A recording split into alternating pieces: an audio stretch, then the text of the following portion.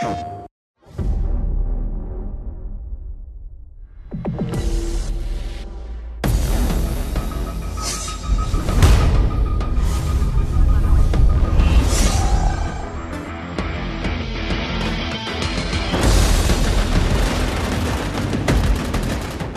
MAG is a game that's basically trying to take the first-person shooter genre and put it on steroids and take it to the next level.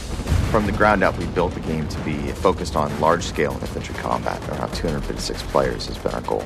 So we wanted to create an online multiplayer experience that would take things a couple generations further than anyone had seen before. Create large-scale effects, large-scale battles, large events, have the players feel like they're part of a much bigger battle, much bigger conflict than they would in any other game to this point.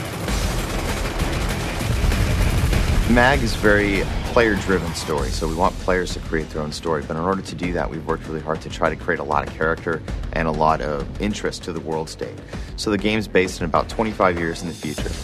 The Shadow War is what encases MAG. It is the background of the world in which the people of the world have basically gotten tired with their governments pouring so much money into war. Fuel is at a premium. It's hard to have a large standing military.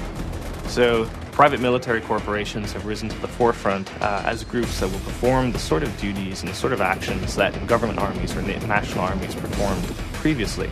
So in this future, in the Shadow War, these PMCs are on the surface performing humanitarian acts, security operations, defensive operations, but secretly underneath the surface or the publicly viewed aspects of those PMCs, they are basically vying with each other for control of the contracts, the wealth.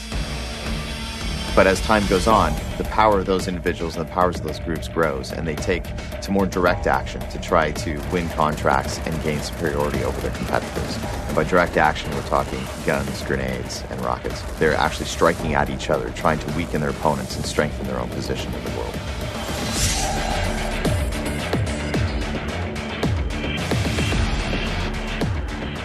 I think what's fun about the story is the fact that it's not too far of a stretch to be believable. And you can see what happens if we turn over too much of our national security as different nations around the world into private contractors. You can imagine how that might go a little bit rogue. But it's also set in a very near world or a near future state. So all the weapons feel very believable. All the weapons and gear are something that you can turn on the news and see people using now. So it feels really gritty. It's a future that's not overly dark, but also not exactly all roses.